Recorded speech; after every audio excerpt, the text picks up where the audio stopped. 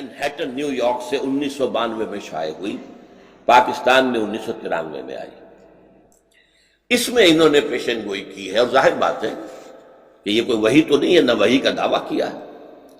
جو کچھ مغرب میں دانشور جو گفتگویں کرتے ہیں، جو وہاں کے انالسٹ جو ہیں، جو سیاسی پنڈت ہیں، وہ جو پیشین گوئیاں کرتے ہیں، در حقیقت ان کا ایک مجموعی سمجھیے کہ تاثر انہوں نے اپنی کتاب میں دے دیا ہے، اور وہ یہ ہے کہ سن 2006 میں پاکستان 7 نہیں بلکہ 8 ٹکڑوں میں تقسیم ہو چکے گا۔ ان میں سے 3 تو ہوں گی انڈیپینڈنٹ سٹیٹس، بلکہ 4 انڈیپینڈنٹ سٹیٹس ہوں گی۔ خالص پاکستان سے تو 3 نکلیں گی، ایک ہوگی جو بھارت اور پاکستان سے حصے جوڑ کر بنائی جائے گی۔ جو خالص پاکستانی 3 ریاستیں ہوں گی وہ دی ریپبلک آف بلوچستان، پورا بلوچستان اس وقت کا اس میں شامل ہو، اور اس کا کہنا یہ ہے کہ یہ اس علاقے کی سب سے بڑی طاقت ہوگی، سب سے زیادہ ترقی یافتہ ہوگی، سب سے زیادہ خوشحال ہوگی، سب سے زیادہ انڈسٹریلائزڈ ہوگی۔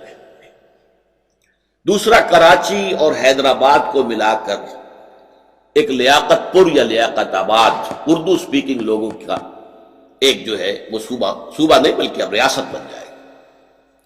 اور تیسرے سندھو دیش، یعنی جو بھی سمندر پر بیٹھے ہوئے علاقے جن کا آؤٹ لیٹ سمندر پہ ہے، وہ تو independent nations, independent countries, independent states بن جائے گا۔ اوپر جو ہے شمالی علاقہ جات جو ہمارے ہیں، گلگت ہنزا وغیرہ اور آزاد کشمیر، اور انڈیا کا مقبوضہ کشمیر جس کو ہم کہتے ہیں، جسے وہ آزاد کشمیر کہتے ہیں، ان کو جوڑ کر ایک کشمیری ریاست وجود میں آ جائے گی۔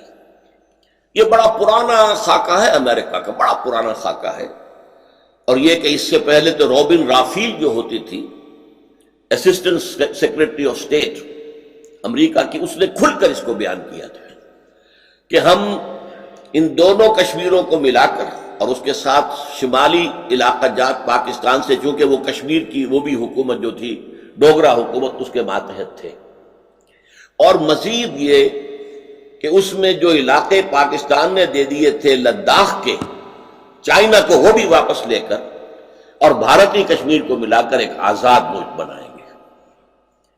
اس کے بعد بہت عرصے تک یہ آواز نہیں آئی تھی، کل پھر آئی ہے۔ امریکہ کے ایک سینیٹر نے یہی بات پھر کہی کہ کشمیر کے مسئلے کا واحد حل یہ ہے کہ اس کشمیر سے بھی، انڈین کشمیر سے اور پاکستانی کشمیر اور شمالی علاقوں سے دونوں طرف سے فوجیں ودرا کر جائیں، انڈین بھی پاکستانی، اور یہ یونائٹڈ نیشنز اسمبلی کو دے دیا جائے علاقہ۔ وہ یہاں پر اپنے اہتمام میں پلیبسائٹ کروائے، اور اس پلیبسائٹ کے اندر 3 آپشنز ہوں گے، آپ ہندوستان کے ساتھ رہنا چاہتے ہیں یا پاکستان کے ساتھ یا آزاد۔ حالات جس نہج پر جا چکے ہیں اس میں لازمی نتیجہ یہ ہے کہ آزاد کشمیر کی طرف ان کا رخ ہوگا۔ اب پاکستان سے ڈس ایلیوژن ہو چکے ہیں، اور پاکستان سے تو اب وہ کہتے ہیں ہمیں دھوکہ دیا، مروایا ہمیں، اتنے لوگ ہمارے مروا دیے اور اب اپنے ہاتھ اٹھا دیے، بٹرے کیا ہمیں، لہذا اب ان کے آپشن میں پاکستان نہیں آئے گا، آزادی۔ اور یہ آزاد ریاست جو ہے یہ امریکہ کی سازشوں کا گڑھ بنے گا، یہ ایک نیا اسرائیل بنے گا۔ ایک اسرائیل ایشیا کے ویسٹ میں ہے، ایک اسرائیل ایشیا کے بطن میں، ایشیا کے ہارٹ پہ درمیان میں قائم کیا جائے گا، اس لیے کہ کنٹینمنٹ آف چائنا پالیسی اب اسی طریقے سے ہے امریکہ کی جیسے 40 برس تک containment of Russia of USSR policy تھی۔ اس کے لیے اسے یہاں قدم جمانے کا موقع مل جائے تو اور کیا چاہیے؟ وہ ایک کشمیری کو سونے چاندے میں تول سکتا ہے، ان کو بڑی سے بڑی مراعات، مدد، امداد، ان کو خوشحال بنانے کے لیے، تاکہ اس کا عمل دخل جو ہے اس علاقے کے اندر قائم ہو جائے۔ بہرحال میں نے تھوڑی سی تفصیل اس کے بیان کر دی کہ یہ پرانی اسکیم ہے جو اب پھر اٹھ کر سامنے آ رہے ہیں۔ تو 4 تو یہ ریاستیں انڈیپینڈنٹ ہوں گی، بلوچستان، لیاقت آباد اور سندھو دیش اور آزاد کشمیر، پورا آزاد کشمیر، پورا کشمیر، اور 4 حصے پاکستان جو باقی رہ جائے گا وہ ہوں گے شمالی پاکستان، چترال سے لے کر اور یہ جو علاقہ کہلاتا ہے مالاکنڈ کا پہاڑ، یہاں تک مالاکنڈ کے پہاڑ سے لے کے نیچے جتنا پختون علاقہ ہے یہ سینٹرل پاکستان، مغربی پاکستان. اور پھر یہ ہے کہ سندھ میں سے سندھ دیش بناتے ہوئے چھوٹی سی پٹی نکالی جائے گی کہ جو اس پاکستان کو جو بقیہ ہے بچا کھچا پاکستان، اسے بھی اپروچ سمندر تک مل جائے. وہ وہاں پر اپنی کوئی، اس لیے کہ موجودہ جو ہے کراچی وہ تو چلا جائے گا لیاقت آباد کے پاس، لیاقت پور کے پاس. پورٹ قاسم جو بنا دی گئی ہے وہ سندھ دیش کے لیے ہے، تیار ہو رہی ہے. تو بہرحال بقیہ پاکستان کے لیے بھی کوئی چاہیے، کوئی کوریڈور دے کر سندھ سے، اور وہاں پر جو ہے اس کو پہنچا دیا جائے گا سمندر تک تاکہ اس کا بھی آؤٹ لیٹ ہو. باقی پاکستان سینٹرل پاکستان میں، اس میں پنجاب ہے اور سرائکی علاقہ ہے کافی، کچھ سرائکی علاقہ بلوچستان میں چلا جائے گا، کچھ سندھ میں جائے گا، جو باقی ہوگا وہ اس سینٹرل پاکستان میں آ جائے گا. یہ ہے پیشن گوئی، کسی کافر کی نہیں ہے، کسی یہودی کی نہیں ہے، لیکن ظاہر بات ہے کہ اس وقت جو بھی اس فضا کے اندر، اور یہ سن 92 کی بات ہے جو کہی گئی ہے، یہ آج کی بات نہیں.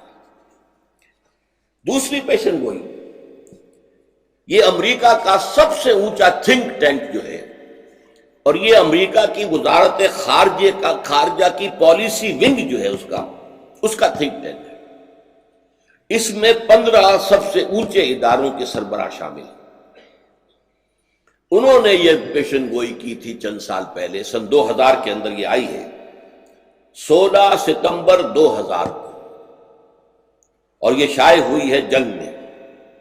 اس میں کہا گیا ہے کہ 2020 میں پاکستان کے نام سے کوئی ملک نہیں رہے. گویا کہ وہ حشر کہ جو ہوا تھا سلطنت عثمانیہ کا اور USSR کا، وہ پاکستان کا بھی ہو جائے گا.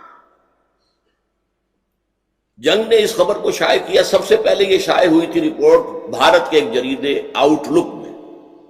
جنگ نے شائع کیا اپنی 16 ستمبر سن 2000 کی یہ شاعت میں، ساتھ یہ لکھ دیا کہ اسے کسی مجذوب کی بڑھ نہ سمجھا جائے. اس پر جو ہے سنجیدگی سے غور ہونا چاہیے کہ سن تو صحیح جہاں میں ہے تیرا فسانہ کیا. تیسری بات، رابرٹ کیلان، ان کا ایک مضمون شائع ہوا نوائے وقت میں، یہ بھی ستمبر کا مہینہ ہی ہے، 20 ستمبر 2000 کو، دی اینڈ آف دی ارتھ. اس میں وہ کہتے ہیں کہ پاکستان از اے فیلڈ اسٹیٹ، ہر اعتبار سے یہ ناکام ریاست ثابت ہو چکی ہے. جلد ہی اس میں خانہ جنگی شروع ہوگی اور کیوس اور انارکی پیدا ہو جائے گی.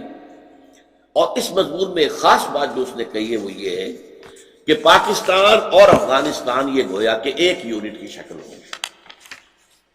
یہ ہے، میں نے چند حوالے آپ کو دیے ہیں کہ سن تو صحیح جہاں میں ہے تیرا فسانہ کیا، کہتی ہے خلق غائبانہ، کہتی ہے خلق خدا تجھے غائبانہ کیا. اب آئیے اس کے اصل اسباب کیا ہے، کیوں ایسا ہوگا، جبکہ میں بھی کہہ رہا ہوں کہ پاکستان کے خاتمے کی الٹی گنتی شروع ہو چکی ہے. یہ میرا موقف ہے. تو اس کے اسباب کیا ہیں؟ میں ان کو 2 حصوں میں تقسیم کرتا ہوں. ایک تو ہے اصلی اور بنیادی، اور نمبر 2 داخلی اور خود کردہ. یہ ایک ہی کی تقسیم میں نے کی ہے، جو اصلی ہے، بنیادی ہے، داخلی ہے، خود کردہ ہے. یہ خود کردہ کے بارے میں آپ کو وہ مصرع ذہن میں آ گیا ہوگا کہ خود کردہ را علاج نیست. کسی اور نے آپ کے ساتھ کوئی برائی کی ہو تو شاید کوئی اس کا مداوع ہو سکتا، آپ نے خود کی ہو تو اس کا کوئی مداوع نہیں. وہ کیا ہے؟